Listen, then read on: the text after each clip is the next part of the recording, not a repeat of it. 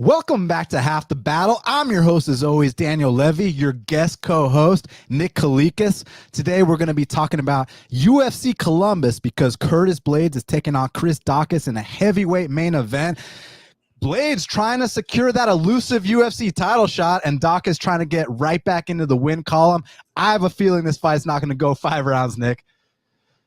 I am with you. This is definitely a big test for Daukaus to see if he could belong in the upper tier of the heavyweights. I mean, he flunked it last time out, but this time, if he can pass it, obviously he kind of redeems himself a little bit. But what a big test it is in front of him with Blaydes.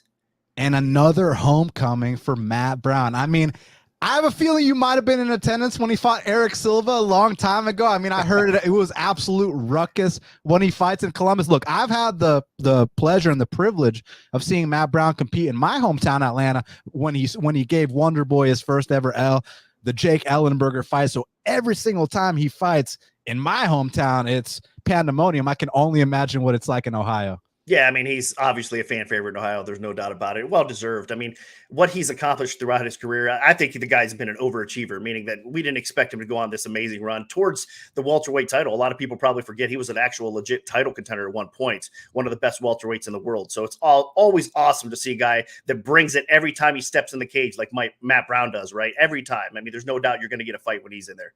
Yeah, I mean, his fight with Robbie Lawler was literally a title eliminator, and that was one of the best fights of that year. So, I mean, this is a guy that win, lose, or draw will always be one of my favorite fighters, and it's a hell of a card. So, without further ado, Nick, let's get right down to business because First up in the featherweight division, we got a matchup between Luis Saldana. He's 15-7. He's taking on Bruno Souza, who is 10-2.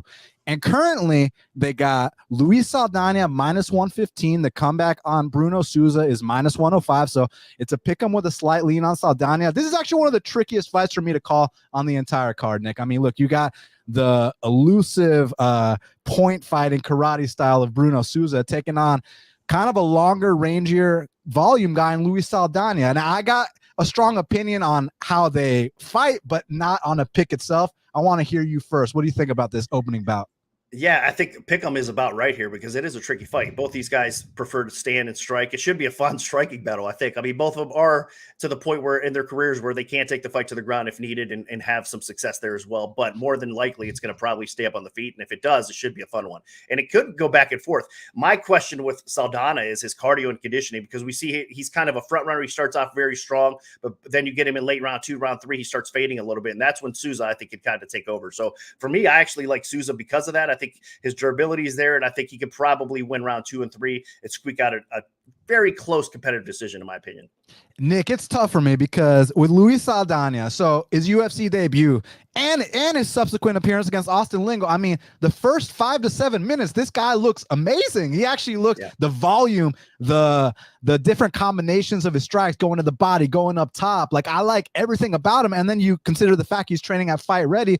Like, I want to see that improved cardio that lasts the whole 3-round duration. It's just such a shame that, look, on a UFC debut, you can blame the adrenaline dump. Okay, we can put that on the back burner. But when it happens 2 fights in a row, that's where I draw the line. But then with Bruno Souza on the other side, very, very good at that karate point fighting style. My issue with him is the output is so low. And here, what's interesting about this, the reason why I think Saldana might not gas out as badly is because unlike the Jordan Griffin fight and the Austin Lingo fight, those 2 guys like to go out there and make it a brawl, which is going to make Luis Saldana go on the back foot, which is going to make him exert a lot of energy. Whereas Bruno Souza kind of likes to sit back. You throw a kick, I throw a kick. It's kind of pretty. So this might actually be the spot where Saldana doesn't gas. And if that's the case, I think he might win. But I mean, based on the footage, he's been fading badly in those fights. I just think they might have been matchup dependent. So at the betting window, I want no part, but as a pure pick, I'm willing to give Luis Saldana one last chance, Nick. That's fair. And like you said, the pressure is definitely different in comparison to this fight than it was his previous couple fights, for sure, because you're right. I think Souza is going to be kind of on his back foot. He's going to be on his bicycle a little bit, looking to counter more so. So could be right, but I still think he's going to fade, man. Even if the pressure's not there, I don't know. I don't trust him as of yet, but we'll see. This is going to be a turning point for him if he can, kind of like you said, go the distance and perform well all 3 rounds. I mean, you'd want to see a guy with over 20 professional fights have that in order, considering where he's training at. I mean, you see what these guys that train at Fight Ready, like kind of incremental improvements they've been making. I mean, Henry Cejudo was always a stud. Patricio Pitbull was always a stud. These guys go to Fight Ready, they become double champs. So, man, it would be nice if that would trickle over to a guy like a Luis Saldana. Yeah, no doubt. These fighters that are training at Fight Ready right now, the camp is constantly growing, it seems. They're doing some really good things. That's one of the hottest camps in the game right now for sure. So that's a good move. And we don't want to stay on this fight for too long, but one thing I wanted to point out, about 9 years ago, Luis Saldana actually fought a karate guy, because the thing about Bruno Souza, it might not be the most exciting style, but he's very unique. There's not a lot of guys like him that have that kind of Machida karate style. Luis Saldana actually fought, do you remember Justin Lawrence from the Ultimate Oh, yeah. Fighter? Justin Lawrence, man. A hot prospect at that time. No. Like I thought he was going to win that season, the one that Chiesa won, same season Vic and Iaquinta was on. Like, Justin Lawrence was a problem back then. And man, 9 years ago, Justin Lawrence gave Luis Saldana a tour of the octagon. Hopefully now, 9 years later, it's redemption time for him against a karate guy. We'll have to see how it plays out, Nick. Now, next up in the flyweight division, we got a matchup between the hot prospect from the Czech Republic, David Dvorak. He's 20-3, and he's taking on Mathues Nicolau, who is 17-2. And currently, they got David Dvorak minus 130, the comeback on Mathues Nicolau's plus 110. Now, Nick, man, Mathues Nicolau is one of my favorite fighters in this division. I think he's super underrated. And at one point, do you remember when he fought Louis Smolka? That was one of the biggest bets I've ever made. And it's interesting because, I looked at the number, I looked at the stats, just the footage, everything, and it was already going to be a big bet for me on Mathues Nicolau against Smolka. But then thanks to you, I don't know if you remember, I know you do remember when Frank Trigg used to do interviews for you on MMA Oddsbreaker? Oh, of course. Legend Frank Trigg, yes. The icing on the cake was when I heard that Frank Trigg interview with Smolka, and Smolka's talking about how he would, drink himself to sleep every night. I was like, oh, so it's not just a regular bet, it's a big bet here. So thanks to you for that. And also on a side note, guys, I'm not making fun of Smolka. I'm very happy that he's got his stuff together. But what I'm trying to say here is that a lot of people say don't put any stock in interviews, and look, from the most part, you might not get anything out of it, but in that specific occasion, I got a ton out of it. So back to this matchup.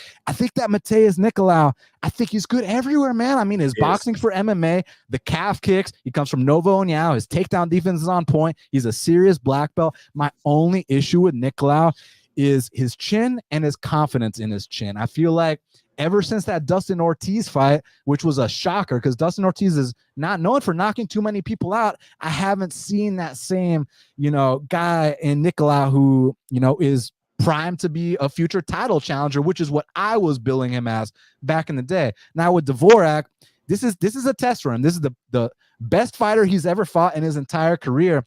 But it seems like he might have the goods, man. I know that no one's exempt from that first UFCL, and if this is less than time, so be it. And I also know that dog money on Nicolau is very tempting. But, man, I just feel like when he starts eating these shots, he's not going to quite like it as much, and that's what I'm worried about. So I slightly lean Dvorak here. But I'd be happy if you talk me on to Nicolau here. Let me know. This is one of my favorite fights on the card. I just think, these are obviously two of the highest level prospects in the weight class right now at 125 pounds, meaning that, they're knocking on that door of a title shot for sure if they keep on continuing to move up that ladder and a win over the other's opponent, meaning if Dvorak comes in here and beats Nicolau, I think it gets him one step closer. These guys are both legit for sure, both well-rounded, like you said. I just think the difference is going to be that pressure a little bit more. I think he's going to be able to kind of grind out Nicolau a little bit. Again, he could basically control the wrestling himself in most cases. Nicolau can. So it's going to be interesting to see who does control that aspect of the game. But I think it'll be back and forth. It's going to be extremely close. That's why you're seeing the dog money come in here as well. But I think if it hits the scorecards, Dvorak is going to actually slightly get the decision, meaning it's going to be ultra competitive 29-28, might even see a split decision, but I do lean Dvorak as well. I think a fight like this is going to let us know exactly where he stacks up in the flyweight division. Like, are we looking at a future title challenger? Are we looking at just a top 10 guy? Because honestly, if you look at that Manel Cap versus Nicolau fight, and not to discredit Nicolau's performance, he did what he had to do, but I felt like that was more about what Cap did wrong than what Nicolau did right. Cap is so overconfident in his power that he'll sometimes take 2 to 3 minutes off a fight, not throw anything. The judges hate that kind of stuff. But when Cap lets his hands go, the guy's an absolute problem, Nick. Yeah, no doubt. I agree with you completely. It's a shame, actually, that his activity level is that slow at times. But credit Nicolau, man. He did, like you said, he did what he had to do. That was a great quality win. It's hard to argue that win, too. I know a lot of people thought it was kind of controversial. It's hard to argue that he didn't deserve to win that because, the way it kind of all played out. So Nicolau is definitely, like I said, one of the top guys in the flyweight division right now, and he's knocking on that door. Again, you got to appreciate that well-rounded skill set he has. He can fight anywhere the fight takes place. But you're right. The durability is a little bit of a concern because he has been rocked at fights. So I think that is kind of an issue, but I don't know if Dvorak is going to be able to just crack that chin and put him out, though. So if not, it's going to be, like I said, ultra competitive. Yes, sir. Serious prospect fight. Now, next up in the flyweight division, we got a matchup between the former title challenger, Jennifer Maia. She's 19-8, taking on the hot prospect, Manon Fiorot, who is 8-1. And currently, they got Manon Fiorot. Depends where you look, Nick. I see a -400. I see a -500. The comeback on Jennifer Maia is anywhere from +300 to +380. Now, I get why people are hesitant to lay the chalk here. And personally, I won't be laying the chalk either. But I'm also not that tempted to take a shot on Maia. And let me explain why. I mean, I think Maia, does she have the tools to win this fight? Yes. I mean, she won a round off Valentina, man. She went out there, took down Valentina that second round, laid on her the entire time. So if I know for a fact that Maia is going to come out here, pursue the takedowns from the jump, keep that top control, she can come out here, win 2 rounds. I just don't trust her to do that at all, Nick. I think that she's going to have low output on the feet, and I think she might go for a takedown with like 2 minutes left in the third round, too little, too late. And while all that's going on, Manon Fiorot is going to get off on those side kicks, get off on those big shots, and I think that this is one more in the win column for the hot prospect, Manon Fiorot. I agree with you. I think I have to pick her, but I'm hoping it's a lot more competitive than we think. I actually hope Maia comes through as an underdog here and pulls off the upset. Because, you got to love a good dog, especially in a spot like this where the line seems to be overinflated a little bit. But when it comes down to it, if it hits the scorecards, I do think Fiorot wins this fight. I mean, she's looked great so far. I think she's legit. There's no question about it. I mean, and I like the kind of the steps forward the UFC's making with her kind of progressing her career towards that shot. If she could beat Maia, then obviously, again, she's in the upper tier and knocking on that title shot door. Of course, we know Shevchenko's kind of went through that flyweight division already. There's not many opponents for her to fight. So it'd be nice to see a fresh young contender like Fiorot come in there, as far as UFC, because she's only been around for a little while, right? She hasn't been around that long, but she's made some waves for sure with her ability to get in there and put on a great performance. So I think she's ready for this fight. I think she does outpoint Maia and win on the scorecards here. It's going to be a tough fight to finish here for either girl, but I think she could get it done here. But again, the price is where it's at. You cannot lay -400, man. I think it can potentially be a very competitive fight. And if you're sitting on a -300 or 400 line, at the window here, when you're reading off a split decision type of fight, possibly Right. you're going to be sweating that. That's not a good thing. So for me, it's a dog or pass situation. I'm probably going to stay away from it. Honestly, I agree with you. I don't think I'm tempted at this price, even though I do think the line is a little bit overinflated to take the dog, because I think Fiorot wins this fight. I mean, this is unequivocally the toughest matchup that Fiorot's ever fought. No questions asked in terms of the ranking, in terms of the skill, the experience, everything. But let me say something, Nick, because it's kind of nice to see these emerging French prospects. I know you remember when the French fighters were looked down upon. I mean, you remember that season of The Ultimate Fighter where the guy, I forget his name, but he said something about how, we want to show that French guys, are tough. And then he quit on the stool between rounds, and it gave them such a bad reputation. But now you got Manon Fiorot, you got Nasruddin Imavov, you got Cyril Gane. I'm very excited about what's cooking up there in France right now. Oh, no doubt. And for the longest time, I mean, it was banned in France, right? The sport was, not allowed. So they had to go through, I think, some harder times to get where they needed to be, right? So I respect a lot of these MMA competitors that are coming from France. You're right. Absolutely. And they are making some noise for sure. So it's fun to see. Absolutely. Now, next up in the middleweight division, we got a matchup between 2 debutants. We got Aliaskhab Khizriev. He's 13-0, welcoming Denis Tiuliulin, who is 10-5. Russia versus Russia.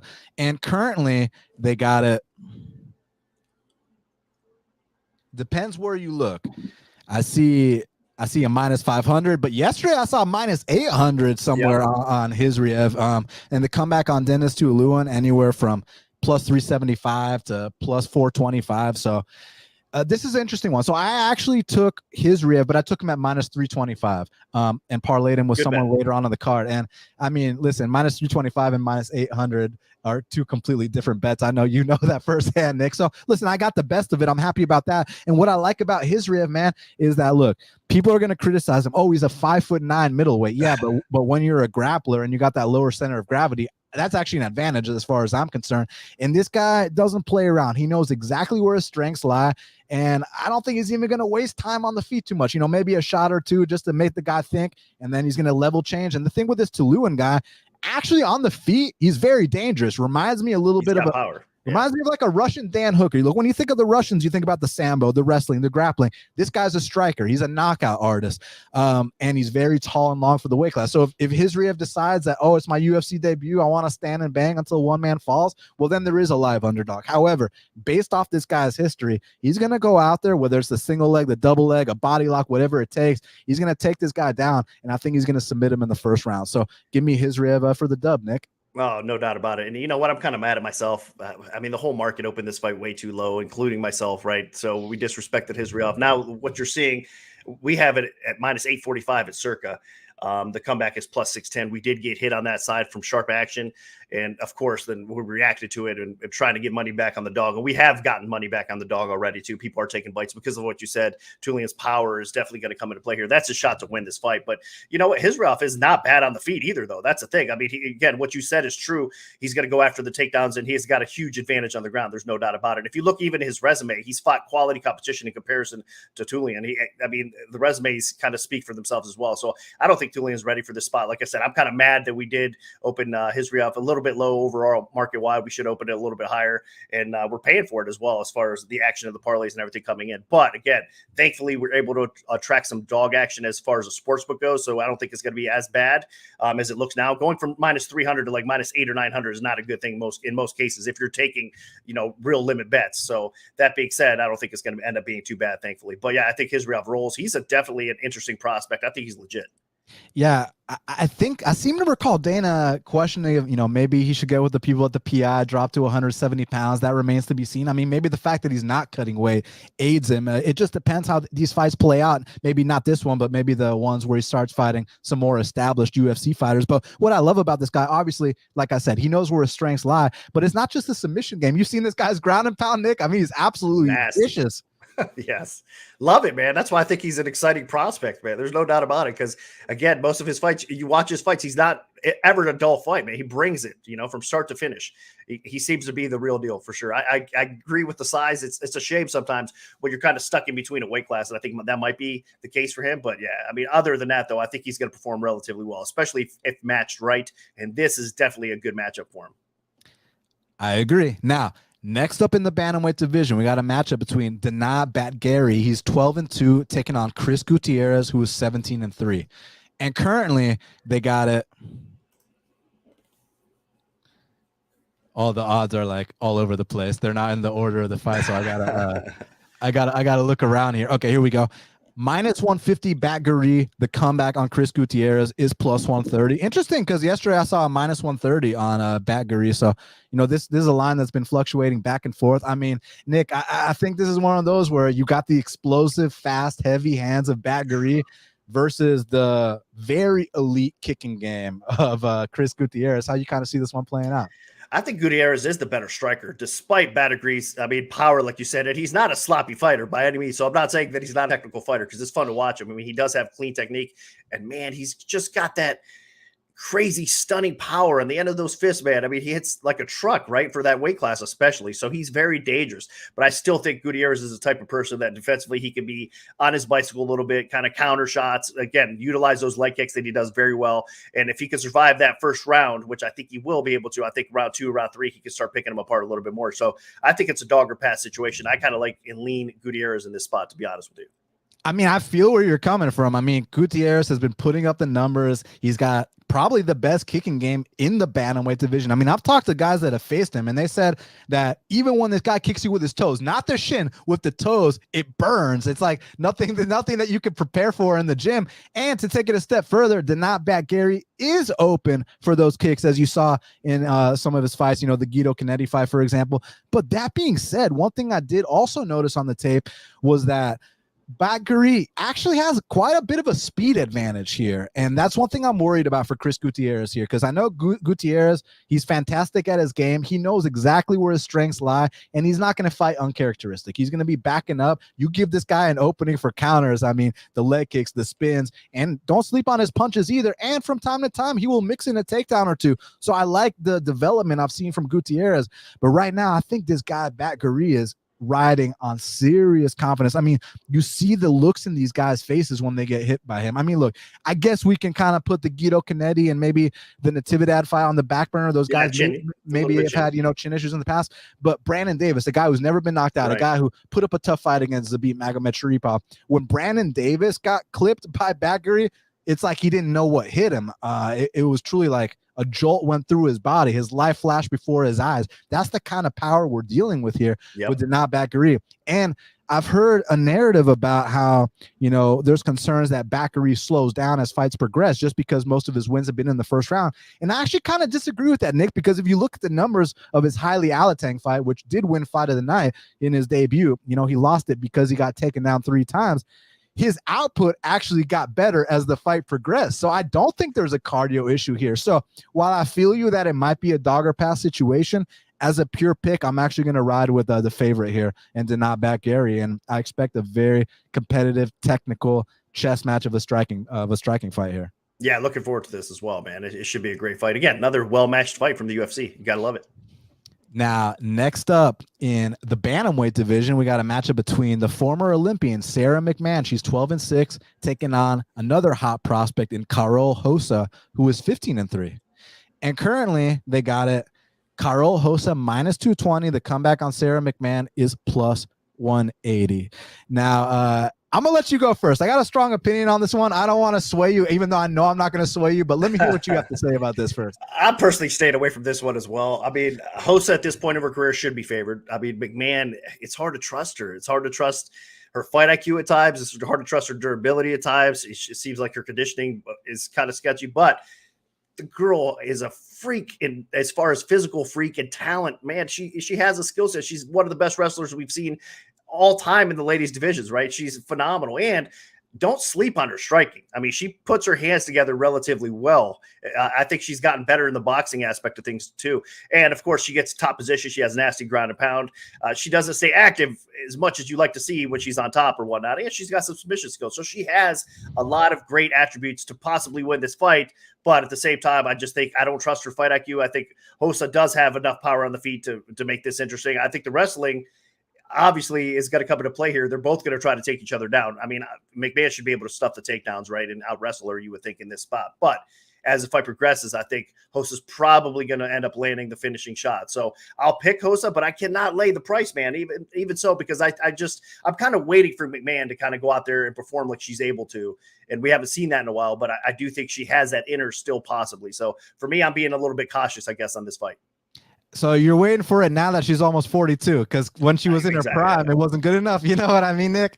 Yeah, she's definitely obviously, aging, and that's not going to help her as well. But I mean, I guess I respect her wrestling to the point where I think it could be a problem for most of these ladies, even though I don't trust her at this point. Look, I respect her wrestling, and I believe she's going to come out here and land takedowns 100%. But the fight's not over with 1 or 2 takedowns, as you've seen throughout Sara McMann's career.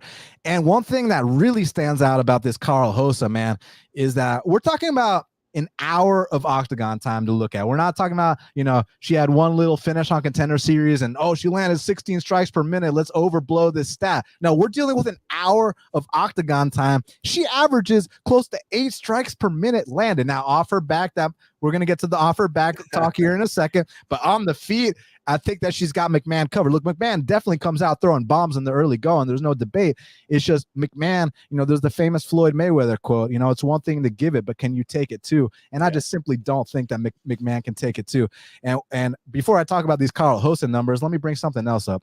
And people are going to write this off because Juliana Pena is the champ. So, how could you even bring this up? But let me bring something up. First round of the fight between Sara McMann and Juliana Pena. Sara McMann won the first round like she tends to do. Second round, listen to this, Nick. The second round, Juliana Pena won unanimously, on all three scorecards off her back. Now, it wasn't with submission attempts. She was literally punching Sara McMann off her back. All three judges scored it for Juliana Pena. So anybody here saying that, McMann was up 2 rounds and then she pulled a stunt, that's not what happened, guys. It was 1-1 going into the third round, and then she finished her. So let's just bring that up. So if Karol Rosa is here getting taken down, I think she's going to be throwing up those sub attempts, which we've seen McMann get subbed multiple times. I also think she's going to be punching her from bottom. And then when that second round rolls around and the takedowns aren't as easy to come by, that's where I think these numbers I'm about to bring up are going to play into factor here. Because listen to this, Nick. We've seen Karol Rosa go out there, land 171 significant strikes in a 15-minute fight. We've seen her land 120 significant strikes. We've seen her land 125. When's the last time you saw someone in this weight class consistently land over 100 significant strikes in a 15-minute fight? Let me just say this to put in perspective. Juliana Pena, the current champion, has never landed 100 significant strikes even once in any fight. Now, you could point to the level of competition. I get it. But still, at the same time, like when Juliana was on her come up, it's not like she was fighting the best of the best right away. She had to take her, her cupcake matches to get her up to the point she's at. And that's where I think Karol Rosa is at right now. She's passed all her tests with flying colors, and now it's time to step up and fight the former title challenger. And I just think that, once we get past these takedowns and once the going gets tough, that's where I think, what is she, like 28, 27? That's where I think the younger, fresher, but an hour of octagon experience, Karol Rosa is going to come out here and break Sara McMann down the stretch. Like, I just cannot trust. I never trusted Sara McMann from day one, let alone when she's about to turn 42. So I think Karol Rosa breaks her down the stretch. And also, let's bring up Karol Rosa's losses, because she did get submitted twice on the regional scene. I'm not going to sit here and ignore that. However, let's put some context into those fights first. One of them was at featherweight against Larissa Pacheco. Larissa Pacheco's only losses are to Germaine de Randamie, champion, Jessica Andrade, champion, Kayla Harrison, champion. There's no shame in losing those fights. Her other loss was to Melissa Gatto, who has been killing it in the UFC, getting finishes against people that don't often get finished. Like, when's the last time you saw Sijara Eubanks get knocked out in a fight? Like, Sijara Eubanks may alternate wins and losses, but no one's out here finishing her like that. So I think that those were against 2 underrated fighters. And to take it a step further, it's not that Karol Rosa was getting taken down and getting subbed. In the Pacheco fight, look, she dove headfirst into a guillotine. That's a mistake you can correct. And in the Gatto fight, she got submitted from on top with a Kimura from guard. And what I'm trying to say is that was 2018. It's 2022 now. So what kind of improvements has she made? Well, she's earned her black belt since that time. So that to me shows me that she had the accountability. Like, you hear Jamal Hill talking about his fight with Craig. You don't hear him say, oh, it was a fluke. Oh, he got lucky. He gives all the credit in the world to Paul Craig. Those are the kind of things you like to see fighters take accountability. And since the point that she lost those fights, she's gone on to earn her black belt. She's gone on to set records in the UFC. Only fighter in women's history to land over 100 significant strikes, 3 separate occasions. So I think Karol Rosa is the hot prospect, and I think she's going to come out here and make Sara McMann quit down the stretch. So I parlayed Khizriev and Karol Rosa at -108. That line is currently not available anymore. Wow. That's where I got it. That's a great price, and that's a great parlay for sure. I think you're going to probably win that. I'm just, like I said, I'm more hesitant because Rosa, you said offensively, she's definitely capable. It's impressive what she's done and what she's able to do, and she is improving for sure. There's no doubt. And once you get in the octagon and kind of settle in, I mean, you just become a better fighter, especially if you're on a nice little win streak and roll. So I think her confidence is at an all-time high, and McMann has to have question marks all over her mentally as well, right? To think, maybe I am shot, maybe I'm not at the same point. I'm getting older. All those questions have to come into play, but defensively, Rosa does have some flaws. I mean, whether it's the submission defense that you touched on, even if she is falling into stuff like you said, or if she gets hit on the feet as well. I mean, her output is great, but she is hittable. We've seen that too. So again, McMann does have a little bit of power, but I agree with the narrative. I think she probably does end up getting finished before it hits the scorecards, possibly in round 2, round 3 for sure. So I do agree with you. I can't lay it though yet, because I think Rosa is going to at one point have that fight where I think it's going to be an eye opener, because her defensive flaws are going to come through and they're going to show. It probably won't be this fight against McMann, but it's probably coming as she takes a step forward. Well, hopefully it's not this fight against McMann. Yeah, I think you're probably safe. Yeah. We'll have to see what happens. But yeah, that's my take on this fight. That's Nick's take. And now let's get down to the featured prelim in the welterweight division between the always tough out Neil Magny. He's 25-8, taking on Max Griffin, who is 18-8. And currently they got it. Neil Magny minus 230, Nick. The comeback on Max Griffin is plus 190. Listen, the few times I've bet Neil Magny has been at dog odds, whether it was against Johnny Hendricks, whether it was against Hector Lombard. And then just full disclosure, guys, I have a terrible history of fading Neil Magny. The only times I've successfully done it was actually against Santiago Ponzinibbio.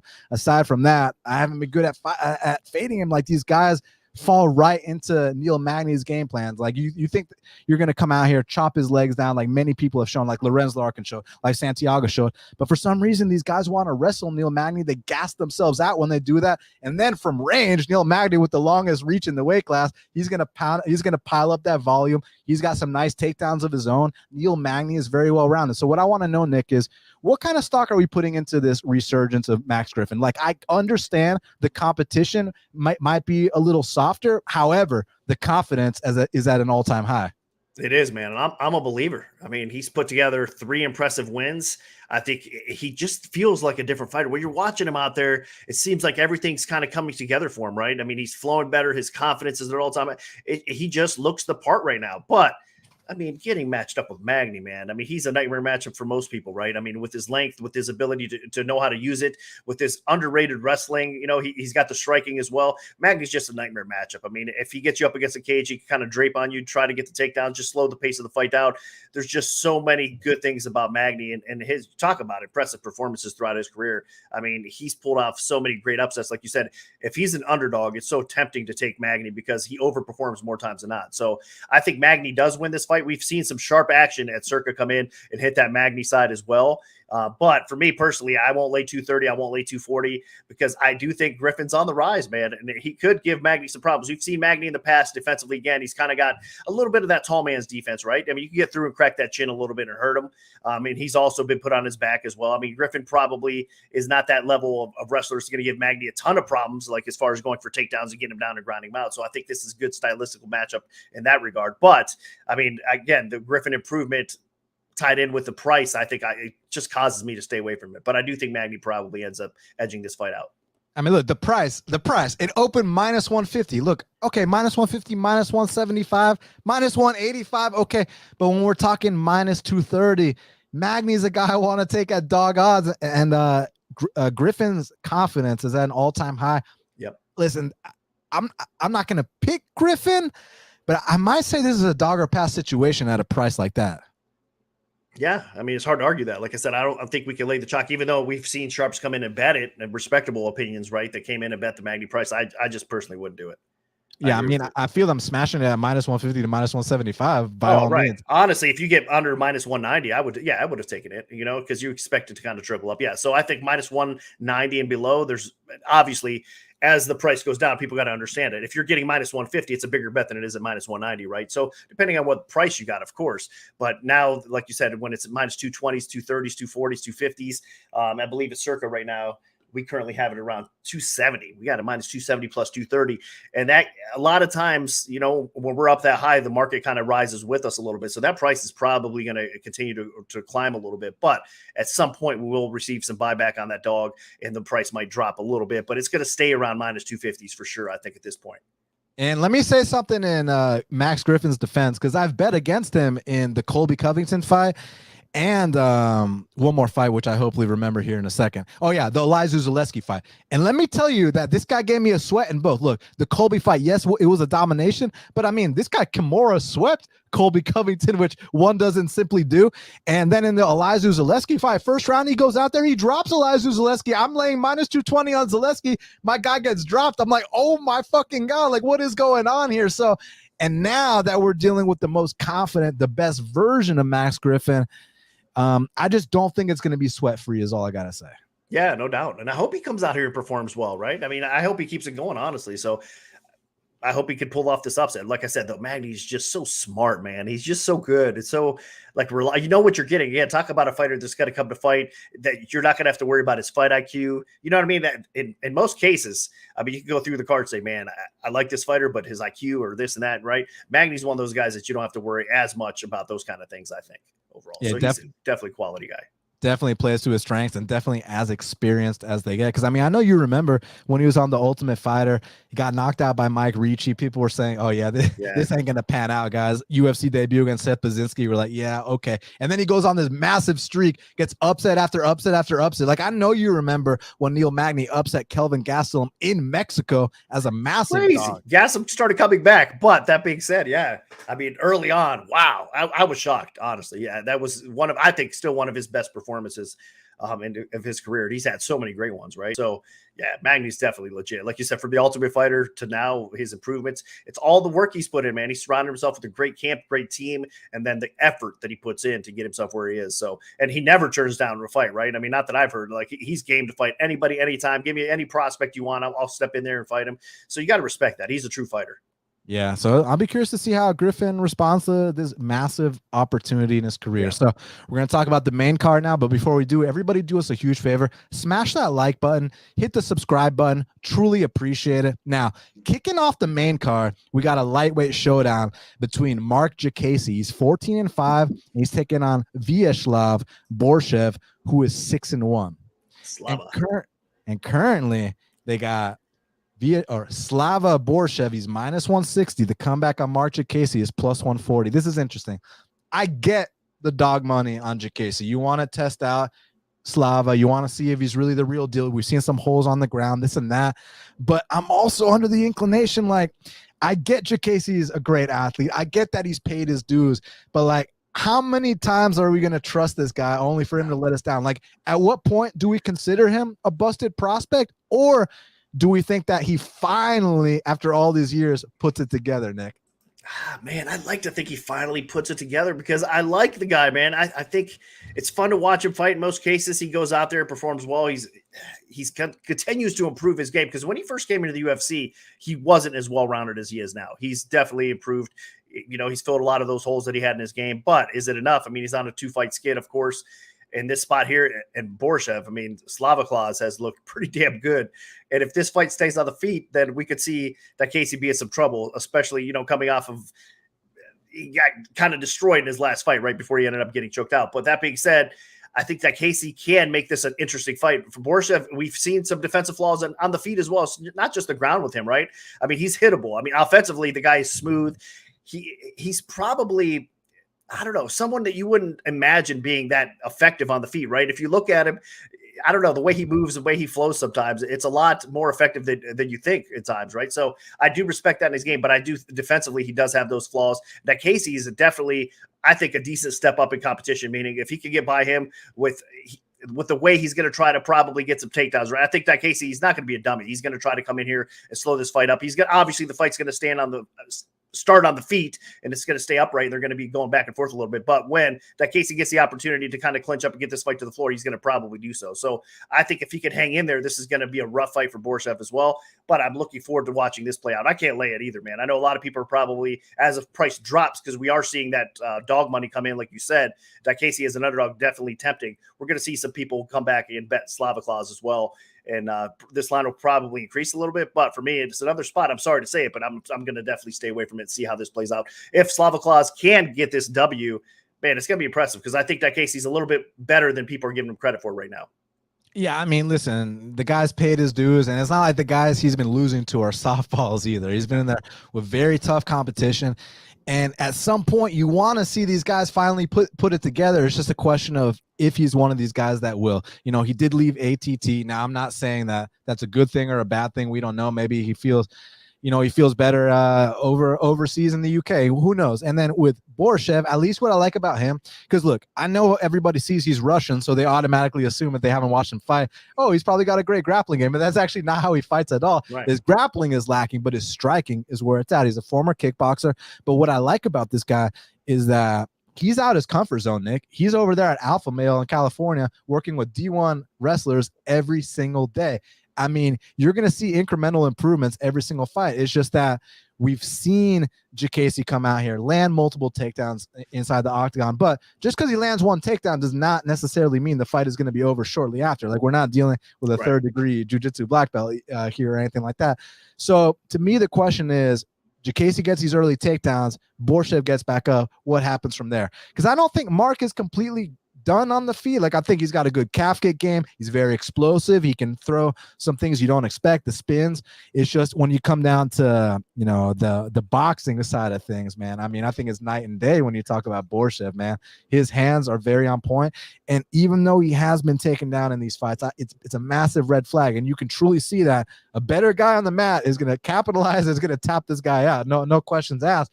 It's also about, you know, the fact that, like I said, he's out his comfort zone. He's training every single day at Alpha Male. I expect to see improvement. So minus 190 on Borshchev, I wasn't feeling at all. That was a dog or pass situation. But now if he comes down to minus 130, not that I'm necessarily going to be interested in it, but I would say that the value would be gone on Diakiese at that point.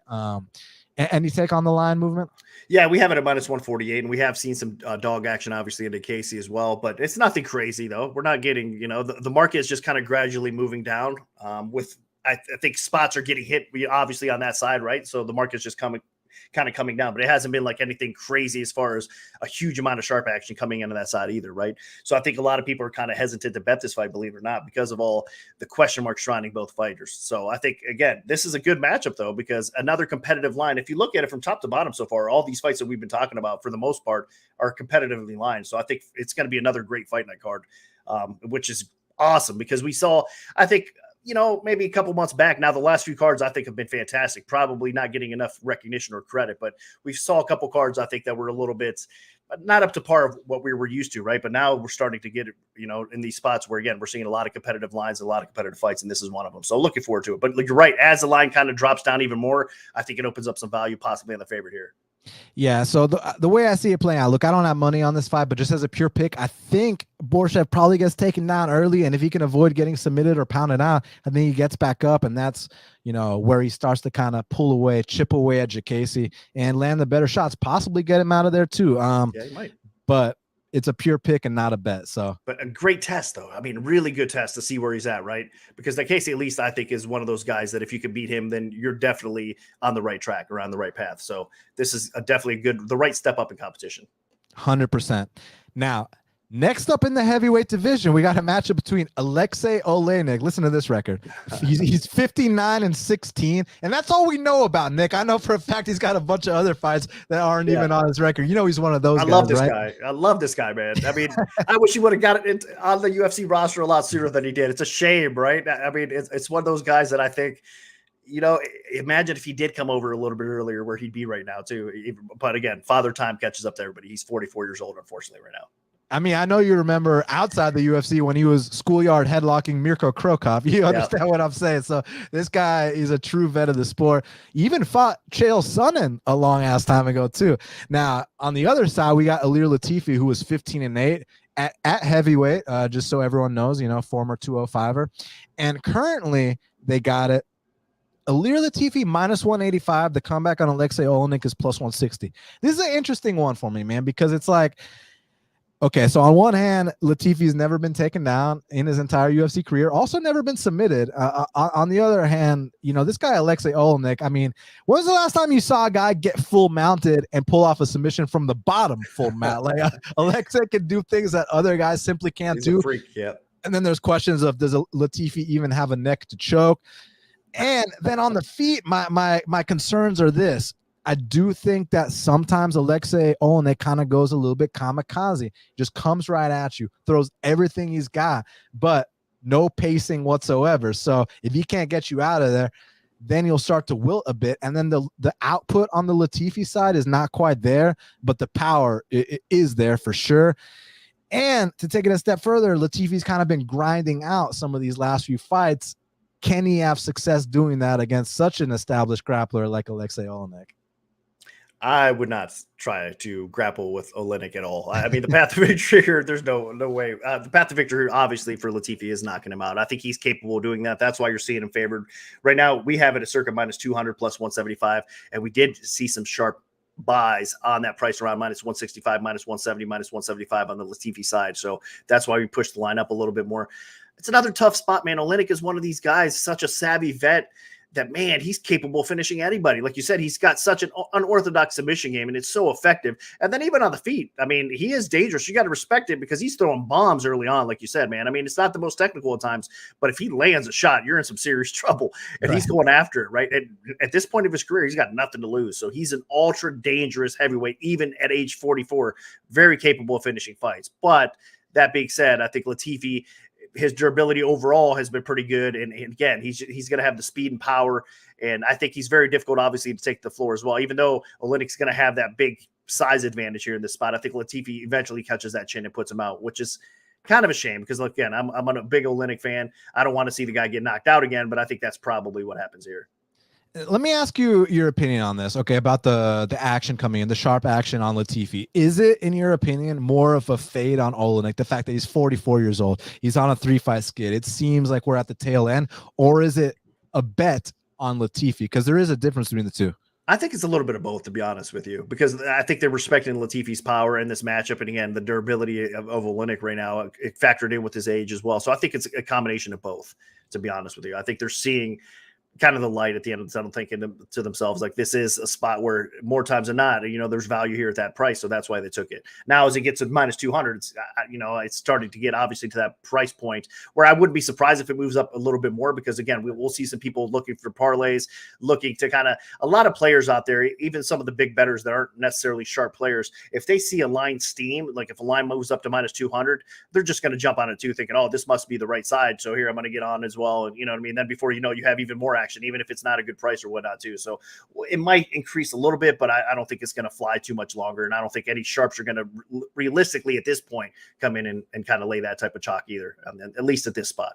Yeah, I mean, look, it's another pure pick for Latifi, but I'm kind of sketched out. Like, I feel like Latifi might just come out here and knock this guy out. I mean, Oleinik has not been responding well. Like, again, like what we were talking about earlier, these days he can give it. I'm just not convinced he can take it too. Not that Latifi can either. I mean, you saw that Bozer fight. He was in big trouble at one point in that fight. So let's not sit here and act like Latifi is Mr. Durable either, especially at heavyweight when the guy's a lifelong 205er.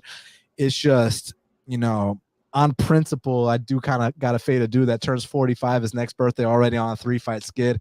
Even though he showed a lot more spirit in that Spivak fight than I expected compared to his previous two coming into it. So from time to time, Oleinik can surprise you. Yeah, no doubt. That's why I think he's ultra dangerous, man. It's hard for me when he's on the other side as an underdog. It's hard for me to lay the chalk against this guy. I feel you, Nick. So next up, in the flyweight division, we got a number 1 contender fight between Askar Askarov. He's 14-0-1 with the draw going to the former champion. The draw coming against the former champion, rather, Brandon Moreno, taking on Kai Kara France, who is 23-9. And currently, they got Askar Askarov minus 350. The comeback on Kai Kara France is plus 285. Now, Nick, the big question is this line off or not? Is it too wide or not? I mean, here's my thing. I think this dude, Askar Askarov, is the goods. I think he's a stud. I mean, to make your UFC debut against Brandon Moreno, and I mean, he's winning that fight besides the times that he gets dropped in that fight, but the times that he gets dropped in that fight, Kai Kara France can hit. One thing about this dude, he's got big power for the division. It's just about, can he survive these grinding moments where, when he gets back up to the feet, if he gets back up to the feet, I have to assume that there's going to be a little bit of huffing and puffing going on. Maybe there's going to be a little bit of steam taking off those punches. So is this a dog or pass situation in your opinion, or is it time to parlay Askarov and see him get a title shot? don't parlay Askarov here, just in case. I mean, like you said, styles make fights, and obviously the blueprint here for Askarov is get the fight to the floor, control it. But man, we've seen Karol France, like you said, he's no dummy, man. When he gets the opportunity to get space and keep this fight on the feet, he's bringing it. I mean, I was on the Bontarine side when he fought Bontarine, right? And he made me pay for it. And Bontarine started off, you saw how good and how much success early on Bontarine was having. But credit to Karol France, I mean, when he got the opportunity to start throwing, he did so. So I think he's going to have that same mentality here against Askarov. And when he gets the opportunity, he's going to be throwing bombs. And on the feet, even though Askarov is no total slouch, he is hittable. We've seen him get hurt, like you said. So I think that's his path to victory, pulling off the upset for Karol France. He's capable of doing so. So at minus 345, minus 350 in this spot, I think Karol France is being a little bit disrespected. But it's another spot where I do think Askarov is probably going to win based on his control, based on his grappling ability, based on his wrestling. I mean, this guy is legit, like you said, and I kind of want to see him get this W and kind of get in the title mix for sure in this spot. But give credit to Karol France, man. I mean, he's definitely been a really solid dog, and he's got a lot of fight in him. And his mentality, his mental state is getting better too. I think he's getting more confidence. He's been working, I know, a lot on that aspect of things too, and it seems to be paying off. So Karol France is definitely a dangerous fighter. And I mean, you look at the guys that Askarov's been beating. I mean, we're not talking about some scrubs here. We're talking about debut against Moreno, second fight against Tim Elliott, Pantoja, Benavidez, like all top 5 guys minus Elliott, who Elliott might not be a top 5 guy, but there's only one Tim Elliott. He's a very funky guy to deal with. There's no other guys like Tim Elliott. And whether Tim Elliott wins or loses, he's always going to give you a unique kind of challenge. And this guy passed the challenge, and actually we saw a little bit of punching power from Askarov. And I know you recall he dropped Elliott, but Elliott woke up mid-air, and they ended up having a nice little 3-round fight. But once he got that first UFC win under his belt, you saw the Pantoja performance. You saw the Benavidez one. And it's easy to say that was Benavidez's retirement fight. But it's one thing to go out there and starch a guy like Benavidez, which is also hard to do. Only guys like Davison and Demetrius Mighty Mouse Johnson are out here doing things like that. But it's another thing to go out there and out-grapple such a talented wrestler like Benavidez. That was like shocking how easily he was able to do that, to be honest with you. So yeah, that's the level that you're dealing with here with Askarov. Absolutely. Yeah, and then on the France side, you already know the deal. And honestly, his takedown defense is 87%. He also hasn't fought a guy like Askarov's, but you can't count this guy out. Look, if Askarov is feeling cocky, I just beat Benavidez, Pantoja, like, I'm going to stand and bang with Karol France. I mean, you never know what they're going to come out here and do. If he wants to get cocky, then there's a chance Karol France, clips him. But I do think the minutes and the rounds are going to be won by Askarov. It's just about, is Karol France going to have that one opportunistic moment where he changes the fight? Kind of like, to your credit, the Bontarine fight. Bontarine won 4 minutes of that fight, but it only took 1 second for Karol France to turn everything around. Yep. It'd take my money that quick. That's right. So yeah, it was definitely frustrating. Thought I was on the right side there, but again, you're right. And then credit him, man. I mean, like I said, that's why he's such a good dog, meaning that, I mean, he bites out of that mouthpiece. He's got to throw some bombs. I mean, I love Garbrandt, but I was on Karol France against Garbrandt as well. And I kind of figured that the fight would kind of play out that way because of that. So that's the kind of power you're dealing with. With Karol France, you definitely have one of the best strikers in the flyweight division. There's no question about that.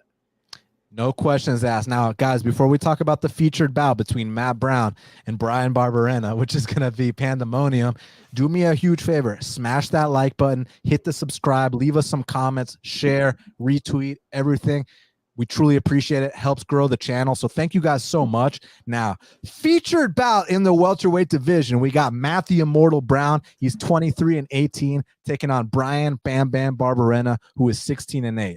And currently, they got it Barberena minus 110, Matt Brown minus 110. So it's a dead pick'em, which is interesting, Nick, because a couple months back, I actually bet on Matt Brown in this same matchup at plus 160. Now, minus 110 and plus 160 are two completely different bets. Now, another thing that's different is that original fight was not in Ohio. And we know that, I mean, listen, I don't know how much stock you put into hometown advantage. All I know is that Matt Brown ain't going to be showing up soft for this fight. Matt Brown didn't skip his runs. He didn't, skip his meal plans. He wasn't out here, eating at Fogo de Chao on fight week. I think that Matt Brown took this one seriously. How do you think they stack up? I know there's a 9-year age differential here, but I also am under the inclination that since that Luque fight, Barberena's also seen better days, Nick. Yeah, I'm with you 100%. I think both of these guys are definitely on, the downward end of their career for sure. Obviously, the age factor here, 41 years old for Brown and at 32 years old for Barberena. Barberena has a little bit more youth on his side. But again, in MMA years, both these guys have been in some crazy wars and a lot of fights. Of course, Brown more so. But I still favor Brown in this spot. I mean, he's the better fighter. Barberena is one of those tough guys that he's such a difficult out, meaning when he's standing across the room for the octagon, you're going to have one of the toughest fights of your life. I mean, he's given very good competition, very good fighters, very difficult fights because he's just in your face. He's never taken a step back. I mean, he's durable. He's just such a pain in the ass to have in front of you because he's going to bring it that whole time he's in the octagon. So that being said, I think Brown is more effective, though. I think he's got more finishing ability. I think he's the better ground fighter as well. I wouldn't be surprised to see Brown shoot in and get a takedown here over Barberena. Barberena's takedown defense continues to improve. He's not easy to keep down, but again, everybody's expecting this to probably stay on the feet the whole time. I think Brown has gotten to the point of his career where he's going to be smart enough to mix in some takedowns. And then again, on the ground, he's capable of finishing fights. I mean, defensively, he's been subbed quite a few times, probably more than we'd like to talk about here as far as defensive ability on the ground. But offensively, he does have that jiu-jitsu that can kind of cause problems for a lot of people as well. So I think Brown, we have a minus 115. The market has minus 110s and minus 115s the other way. So slightly lean towards Matt Brown here. But at this point in their career, it's hard not to say that this is a pickup type of fight because anything can happen here, man. Listen, I just got to give a disclaimer here. I'm very biased towards Matt Brown. I'm a Matt Brown fanboy. I have a signed picture of Matt Brown on my wall. You guys understand what I'm saying? I mean, this is a guy that handed Douglas Lima his first ever loss in Atlanta in someone's basement. This is a guy that handed Stephen Wonderboy Thompson his first ever loss, went on that 7-fight win streak, had the amazing fight of the year with Robbie Lawler.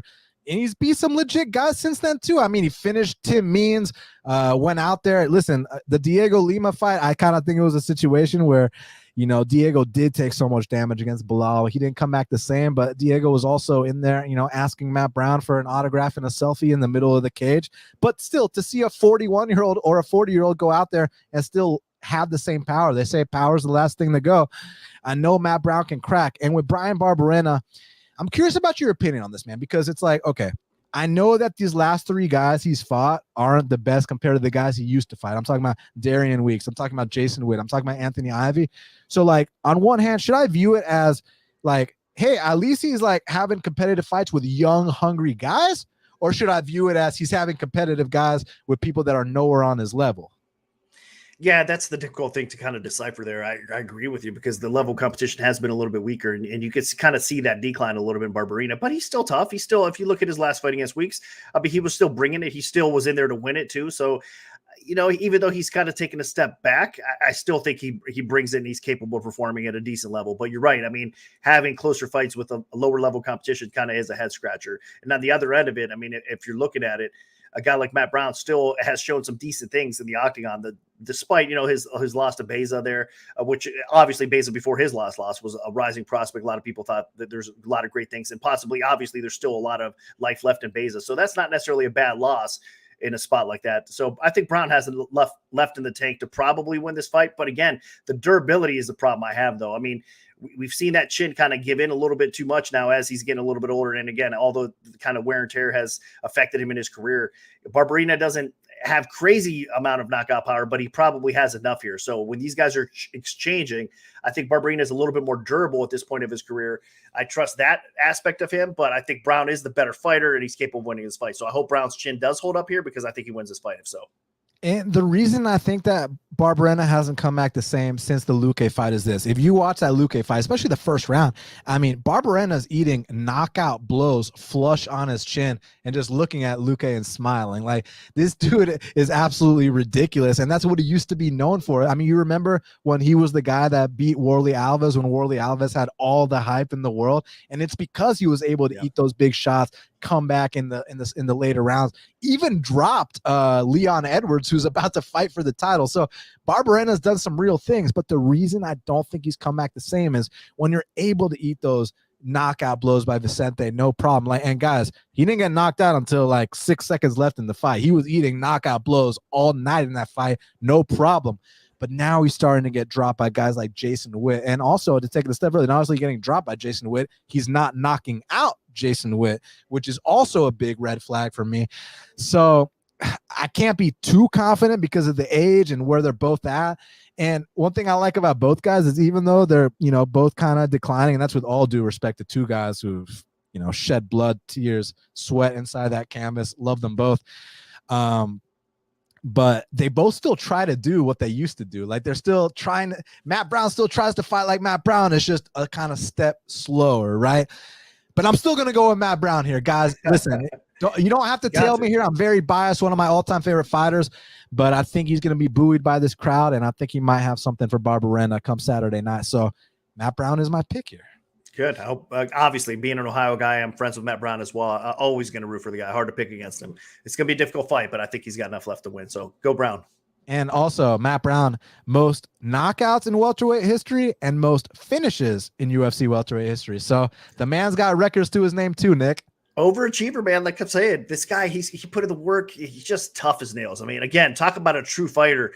When you think about true fighters, in my opinion, you think the likes of the Diaz brothers. I mean, those guys, you know what I mean? And from top to bottom, they're just built for this sort of thing, right? That's what Matt Brown was. He was built to fight. So much respect to him, man. He's a legend.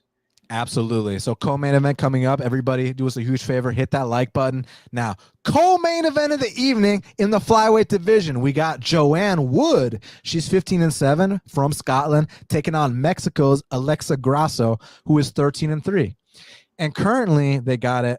Alexa Grasso minus 235. The comeback on Joanne Calderwood is plus 200. So listen, Nick, Joanne Calderwood is what I like to refer to as a hot and cold fighter. I mean, from time to time, you're going to see this girl go out there, put up over 100 significant strikes, land front kicks to the face, mix in takedowns, submit people, knock people out. Like sometimes you see a virtuoso in there, and there's a reason they were going to match her up with Valentina. But other times you see her get finished in the first round multiple times. And that's not something you often see in the women's weight classes. And I'm not just talking about, against a power hitter like Jessica Andrade or even Tyler Santos. What about Marina Moroz, right? There's a long history of this. And Alexa Grasso, she's always had the potential. She's got very fast hands. She's starting to fall in love with her jiu-jitsu too. She's rounding out her game. So we're at the best point we've ever seen for Alexa, and I think she made a great move moving up a weight class. Now she doesn't have to kill herself to make weight, and she's performing at her optimal self. It's just about does Joanne Calderwood have one more of those out? I don't want to call it an outlier performance because that's disrespectful. She is that talented. She is that good. It's just sometimes the mental isn't quite there on fight night. And is it going to show up Saturday night in Columbus, Ohio, Nick? I don't know, man. I mean, I think you nailed it. I think Grasso, her improvement overall has been phenomenal, right? And then the question marks with Wood right now in her career. I mean, she's on a 2-fight losing skid, lost 3 out of her last 4 as well. I mean, knocking on that door of a title shot, taking the Maia fight and then getting upset and losing that title shot. And then, I don't know, man, sometimes like once you get to that point and then it kind of derails everything for you. So I think mentally, like you said, everything kind of comes into play here. She's got married, of course, changed her name to Wood. Obviously, that's why a lot of people are kind of confused there with the Calderwood Wood thing. Obviously, she did recently get married. That's why the name change or whatnot. So I think personally, she might not be where she once was. Like, that fighter that kind of was riding towards that title shot is no longer – that hunger factor is not there anymore for her, if that makes sense, right? But with the Grasso side of things, man, she's getting better. When she came into the UFC, I thought she was overrated. I mean, she had a lot of holes to fill in her game for sure, but she's put the work in too. Her wrestling's getting better. Takedown defense is getting better. Her jiu-jitsu is getting better. Everything. I mean, she's striking at the best of ever in her career right now. If you look at her striking and the way she's kind of flowing with that, her power, she's just put it together. Like you said, the move up to 125, I think was really a smart move because she's not killing herself with the weight cut. It seems like, she's no weakling in this division either. Right. And again, she continues to improve. So I think timing is everything. If you would have looked at this a couple years ago and you would have told me Grasso would be favored minus 200 over Wood, I would have said, you're crazy, man. She's not even ready for this, but she is at this point. She deserves to be this favored. I think she's going to win this fight. I just think that, the best days of Wood are definitely behind her at this point. Yeah, I mean, no doubt about it. I mean, I got to have not just the faster hands of Grasso, but the confidence. Confidence is so huge in this game with Joanne questioning things and Alexa, trying to go towards that upward trajectory to that title shot. You got to favor Grasso. But here's my question for you, my man. minus 235 on Grasso. Is it going to be that kind of performance where, that breakthrough performance where it's like, oh, this is a force to be reckoned with in the division, or is it going to be a close split decision type of fight where we should maybe sit out? It's going to be a close split decision type of fight. It always is in a high level ladies fight, it seems like, right? So yeah, that's the tricky part. Again, betting numbers, where the line is where it's at. If we're talking about a pure pick coin flip, it's so easy to pick Grasso in this spot now. But if you're laying, like you said, minus 235 or so, I think if you could get under minus 200, you take it. There's no question about it. I know that's kind of steep as well because you're talking about a split decision type of fight. But that being said, I think she does get the nod on the scorecard. So minus 200 under, you bet Grasso. If it's over minus 200, I think you probably stay away from it at this point, and it is over minus 200. So I do expect this to be 29-28.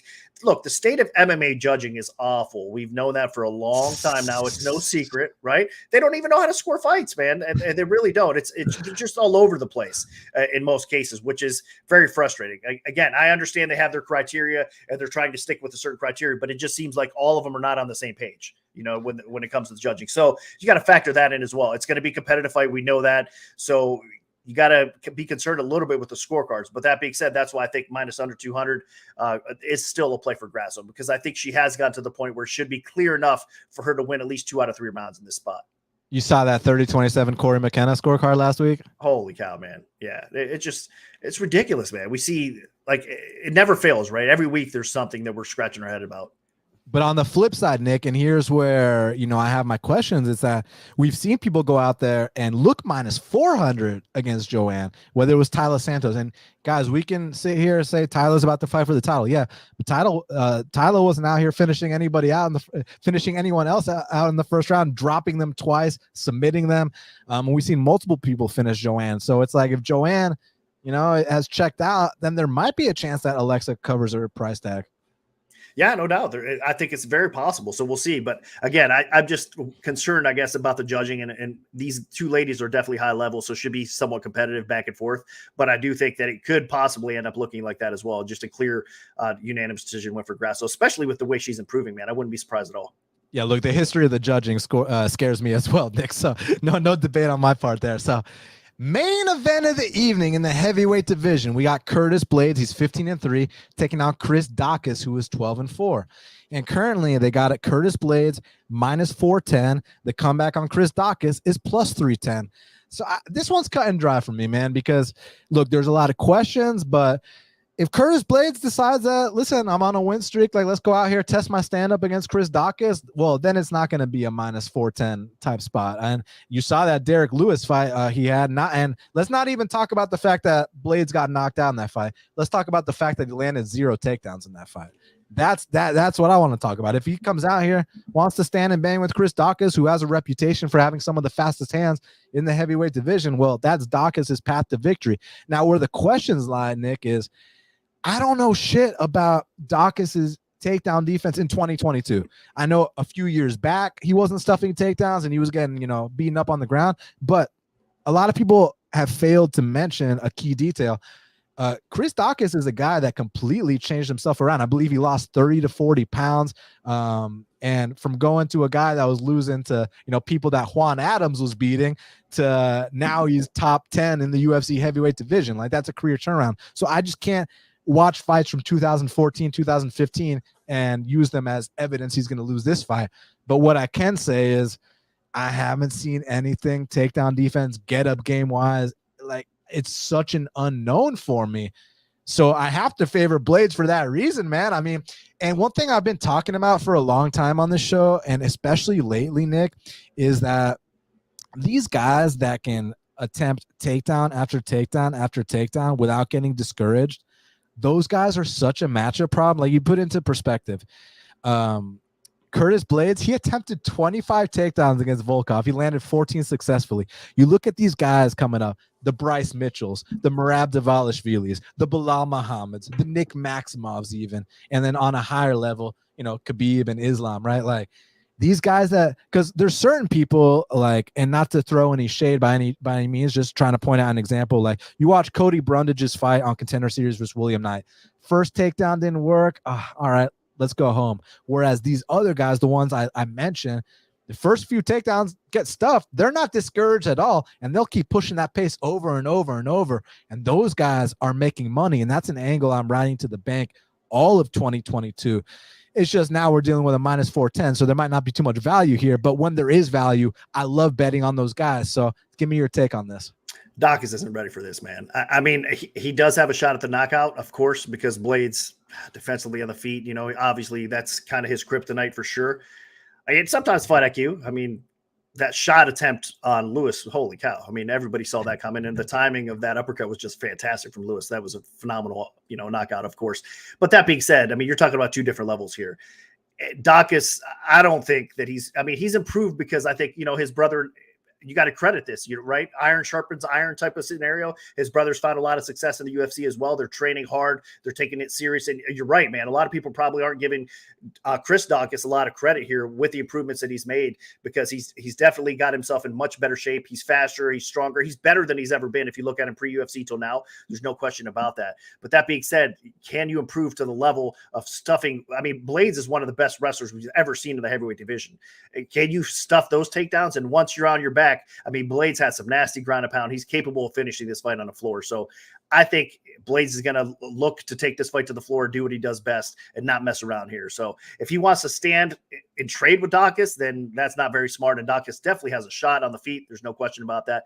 But I don't think Daukaus is going to get as much time on the feet. He's going to have to catch it pretty quick if he's going to win this fight. If you're betting Daukaus, do not bet Daukaus straight up. Bet him by knockout. I mean, there's no other way to bet this, right? Because even by submission, I don't think Daukaus is going to jump on a sub after he rocks him or something like that, right? Just bet him by knockout. I mean, that's where you're going to get the ultimate value, because if he wins this fight, he's going to win that way. If you're going to bet Blaydes, though, I think that's the same way to bet him. I don't think this fight, I think you mentioned it earlier in the broadcast, right?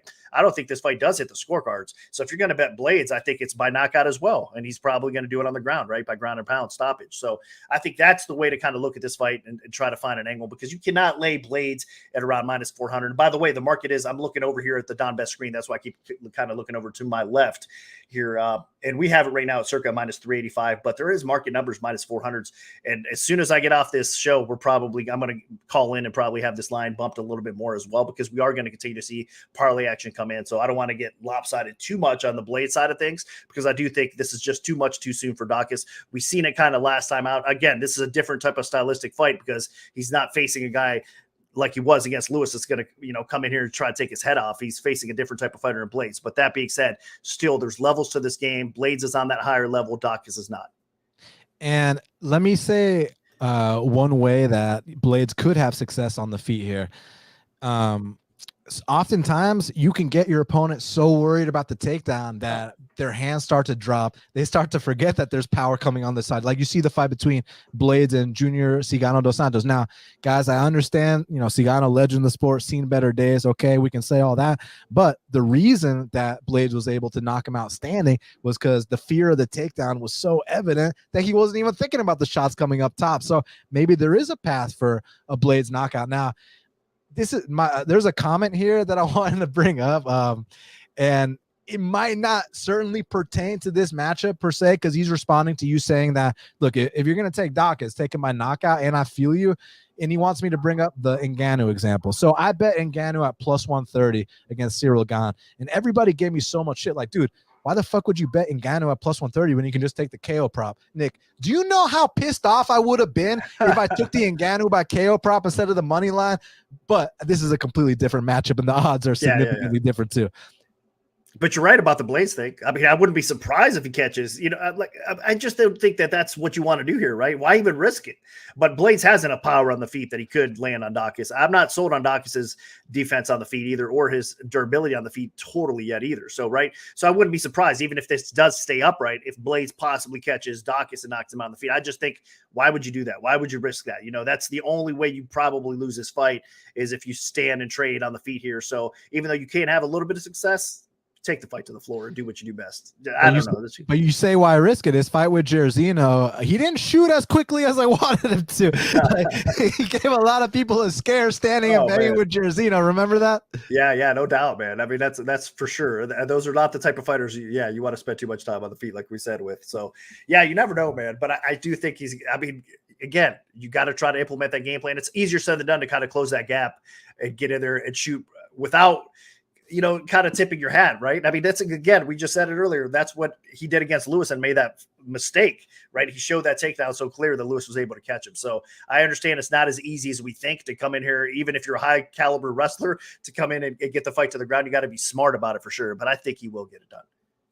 Absolutely. So before we get out of here, we got to talk about the fight to watch and the fighter to watch. But first, I got to give a big shout out to our sponsor, Prize Picks. Guys, I truly believe that Prize Picks is the easiest and simplest way to make money on daily fantasy sports. You can combine sports, and it's not like you got to put together a six team lineup. You can go two people from different sports, same sport, all the way up to 5. Doesn't matter. And there's so many spots you take advantage of. It's not you versus thousands of stat nerds. It's basically you versus Prize Picks projection. So oftentimes they set the over-unders on significant strikes for grapplers way too high. So you look at like Ramiz Brahimaj against Gilmore a couple weeks back. The over-under on significant strikes, Nick was 34. Ramiz literally didn't land a single strike. He just took him down right away and choked him out. So if the over-under on the Khizriev significant strikes is too high, smash it, because he might just come out here, take him down right away, not land a single punch, and choke him out. So spots like that, if the over-under on significant strikes for Sara McMann is too high, take advantage. So guys, use my code BATTLE for an 100% deposit match up to $100 at Prize Picks. Download the app. Highly recommend it. Easiest and simplest way to make money on daily fantasy sports. That's Prize Picks. Use my code BATTLE. Now, Nick, let's talk about the fight to watch and the fighter to watch. So in your opinion, Nick Kalikas, what is the fight to watch for UFC Columbus? All right, let me scroll through this card real quick. I mean, like I said, I think from top to bottom, UFC Fight Night Columbus is a pretty good card. We're going to see a lot of good fights. But the fight to watch overall, I would think, let's go with Askarov and Kara France, because I think it is kind of, like you said, a title eliminator type of fight. It's an important fight in the flyweight division. Hard to pick this, to pick a fight out of this because there's so many good fights. But I'll go with Askarov and Kara France. Great flyweight fight. Title implications for me. I'm also going to go with a flyweight fight between David Dvorak and Mathues Nicolau. Look, Nicolau's a guy I've had such high expectations for, such high hopes. He's as good as anybody in the division. And this kid, David Dvorak, has taken the division by storm, and he's fighting with the pride of the Czech Republic. I mean, I believe only him and Jiří Procházka are the only Czech fighters currently in the UFC. Someone correct me if I'm wrong. I know our girl, Lucy Pudilova, is no longer on the roster. So if those are the only 2 Czech fighters, I know he's coming in here hungry, and he's got something to prove, man. This is a big step up in competition against Nicolau. He's never fought anybody like him before, and Nicolau wants to get on a 3-fight winning streak and show that, hey man, I'm the guy that needs to be fighting for the title. So Dvorak versus Nicolau is my fight to watch, and take away all the politics and all the titles talk.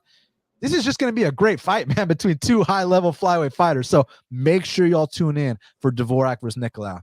Now, Nick, who is your fighter to watch for UFC Columbus? Let's go with Khizriev. Honestly, I just think Khizriev is probably going to go out here and look really dominant in his win.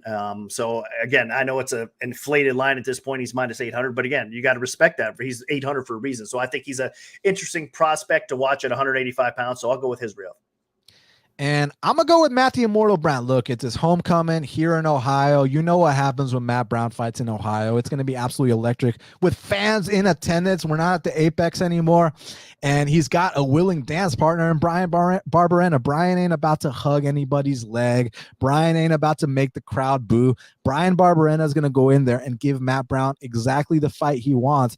And this is not fight of the night. If it's not fight of the year, I think it's going to be performance of the night. So look out for Matt Brown. He is my fighter to watch in his homecoming here in Ohio. Love it. Well, Nick, we did it. It's going down this Saturday night live in Columbus, Ohio. Curtis Blaydes versus Chris Daukaus. Nick, I truly appreciate you taking the time to speak with me right here, right now on Half the Battle. They can follow you at Fight Odds. Any message for the fans before we get out of here? No, long overdue. Thank you for having me on. And all you guys that are watching the show, I appreciate you guys as well. Thanks for tuning in. And make sure you catch UFC Fight Pass for UFC on the Line with Yanni the Greek, myself, and Brendan Fitzgerald. We got a lot of great things coming up in 2022. So make sure you tune in to UFC Fight Pass. Absolutely. And if you guys are ever in Vegas, hit my boy up at Circa Sports. That's right. Yep. Come to Circa. It is the best place to bet MMA in Las Vegas. So make sure you check it out. The world's largest sports book. Such an awesome place. Awesome venue to watch fights too. I will definitely hit you up when I make my way back there to the desert. And everybody watching, follow me at Best Fight Picks. Follow Nick at Fight Odds. Subscribe to Half the Battle on iTunes, SoundCloud, YouTube, Stitcher, Spotify, all the places where we are available. I'll be back next week. I know there's no fight card, but it's okay. We're still gonna give you all something. And very grateful that Nick was here. Everybody smash the like button, hit the subscribe button, comment on the video, share, retweet. All those little things you guys do help grow the channel, and it's so much very appreciated. So thank you all so much. And until the next time, let's cash these bets.